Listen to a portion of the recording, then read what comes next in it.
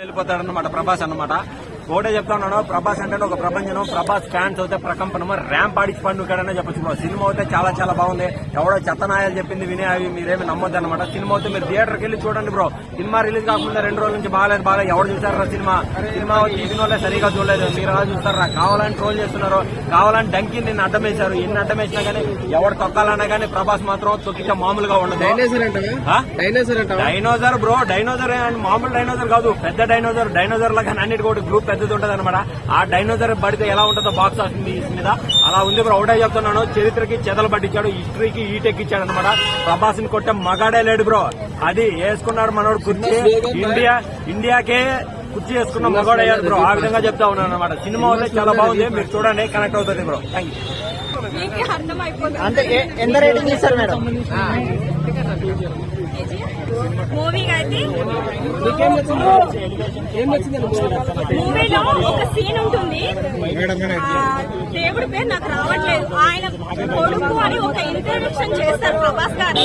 ఆ సీన్ అయితే mind blowing. అసలు మీరు ఆ సీన్ కోసమైనా వెళ్ళచ్చు. ప్రతి ఒక్క సీన్ అలాగే ఉంటుంది కానీ బట్ ఆ సీన్ అనేది బాగా గూస్ బంప్స్ వచ్చాయి. అంతా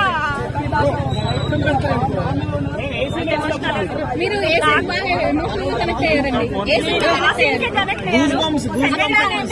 ఒక ఫ్రెండ్షిప్ బాండ్ అనేది పృథ్వీరాజ్తో ఫ్రెండ్షిప్ బాండ్ అనేది ఎలా ఉందో చూపించారు. ఏమైంది ఇట్లా మరి ఇంత గలీజ్గా వస్తున్నారు కేర్ ఇస్తారని ప్రభాస్ గారు పృథ్వీరాజ్ బాండింగ్ అనేది చాలా బాగుంది. వెనకాల ఉన్నావు ఒక ఎలివేషన్ షాట్ లో చూపిస్తున్నాడంటే ప్రభాస్ గారిని ఏ రేంజ్ లో చూపించాడు మీరు ఊహించుకోండి. అసలు నేను చెప్తున్నాను కదా, ఒక 4 ట్యాంకులు రక్తం వాడారేమో తెలియదు కానీ డూప్లికేట్ రక్తం ఇది అమ్మ, కత్తులు గాని ఆ ఎలివేషన్ షాట్లు గాని. నేను 4 గంటల షోకి వస్తే ఆ చలికి నాకు చలిపోయి నరాలు తెగిపోతాయేమో అనిపించింది. మందు అలవాటు ఉన్నాడు మాత్రం సస్పెన్స్ ముందాగేస్తారండి. ఇప్పుడు నాకైతే అలవాటు లేదు. ఎమోషన్ సీన్స్ ఎట్లా ఉన్నాయి? ఎమోషన్స్ బాగా కనెక్ట్ అవుతారు, అసలు మామూలుగా కాదు. గూస్ బంప్స్ వచ్చిన ఎమోషన్ సీన్ ఒకటండి, సలార్ సినిమాకి గూస్ బంప్స్ ఫస్ట్ కూర్చున్నప్పుడు స్టార్ట్ అయ్యాక ఎండ్ అయ్యేదాకా గూస్ బంప్స్ తోటే ఉంటది బాడీ అంతా కూడా. ప్రభాస్ గారు కూడా ఒక డ్రగ్స్ ఫుల్ గా ఎక్కిచ్చేస్తే ఎలా ఉంటాడు, మనిషి పిచ్చిక్కిపోయి ఉంటాడు. అంటే ఈ సినిమాలో ఫస్ట్ హాఫ్ ఎలా ఉంటదంటే, ఒక తుప్పట్టిపోయిన ఒక అంబాసిడర్ కార్ ని పెట్రోల్ వేసి ఒక 4 సార్లు సెల్ఫ్ పడతారు కదా. ఇందులో ఒక సీన్ ఉంటది, అది చేయి బిగించినప్పుడు అంటే చాలా రోజులు కంట్రోల్ చేస్తూ వచ్చారు, తల్లి గాని ఫ్రెండ్ గాని ఎవరిని పట్టకుండా గొడవలకు వెళ్లకుండా. మరి ఒక్కసారి అరే ఎల్రా అని చెప్పి అనగానే ఆ స్టార్ట్ చేసాయి కొన్ని షాట్లు. థియేటర్ లో అసలు సౌండ్ మల్టీప్లెక్స్ లో పనిచేయట్లేదు. మామూలు థియేటర్ లో మా పశ్చిమ గోదావరి తూర్పు గోదావరి సరిపోవండి బాబు. దయచేసి పండక్కి పోలీస్ ప్రొటెక్షన్ పెంచండి, థియేటర్లు సరిపోవు. మళ్ళీ బలగం సినిమాలో తెరలేసి చూపించారు కదా, నాకు తెలిసి వీధిగో తెరపడుతుంది పండక్కి, గుర్తుపెట్టుకోండి. నేను చెప్తున్నా, ఆది పురుషు అండ్ రాధేశ్యామ్ కి చాలా మంది ఏమో అన్ని హైప్ పెంచేశారు మీ ఫ్యాన్స్ అందరూను.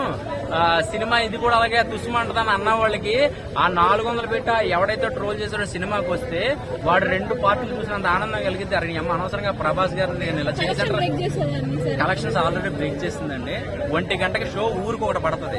అలాంటిది ఊర్లో ఎన్ని థియేటర్లు ఉన్నాయి, అన్ని థియేటర్లు పడ్డాయి. అలాంటిది దాన్ని బట్టి ఓవరాల్ గా హైదరాబాద్ సిటీ కాదు మొత్తం తెలంగాణ ఆంధ్ర కలుపుకుంటే ఎన్ని కోట్లు వస్తుంది మీకు ఆల్రెడీ సాయంత్రం. అందులో డ్రగ్స్ ఇచ్చేసి ఒక తయారు చేశారు కదా మనుషులని. ఒక 100 మంది ఖైదీలకి డ్రగ్స్ ఇచ్చి పిచ్చినా కొడుకులు ప్రభాస్ గారి మీద వదిలితే ప్రభాస్ గారు ఏంటి 2 కత్తులు కలిపి కడుతూ నరుకుతుంటే అది అవన్నీ చెప్తున్నాయి కదండి. కంక్లూజన్ సాటిస్ఫాక్షన్ అనిపించింది. అసలు చాలా చాలా చాలా చాలా క్లారిటీగా సినిమాకి మనకి హీరోయిన్ ఎక్స్ప్లెయిన్ చేస్తూ ఉంటుంది. మనకి సినిమాకి మనకి జనాలకు అర్థం అవ్వడానికి ఒక హీరోయిన్ మనకి లీడ్ ఇస్తుంది. అసలు ఎందుకు ఈ క్యారెక్టర్లు వస్తున్నాయి, అసలు ఏం జరుగుతుంది, స్టోరీ ఏంటి అనేది క్లారిటీగా మనకి హీరోయిన్ శృతి హాసన్ ద్వారా మనం తెలుసుకుంటాం. అంటే ఓవరాల్ గా మనకి ప్రతిదీ ఒక వాయిస్ ఓవర్ వస్తుంది కదా, కానీ ఈ సినిమాలో ఏంటంటే మనకి శృతి హాసన్ మెయిన్ లీడ్ అనమాట. తనే మొత్తం మనకి రివీల్ చేస్తూ ఉంటది. బట్ ట్విస్ట్ ఏంటంటే ఒక కుర్చీ కోసం, ఆ కుర్చీ ఎందుకు వస్తుంది ఏంటనేది మనకి పార్ట్ 2 లో సస్పెన్స్ వదిలేశాడు.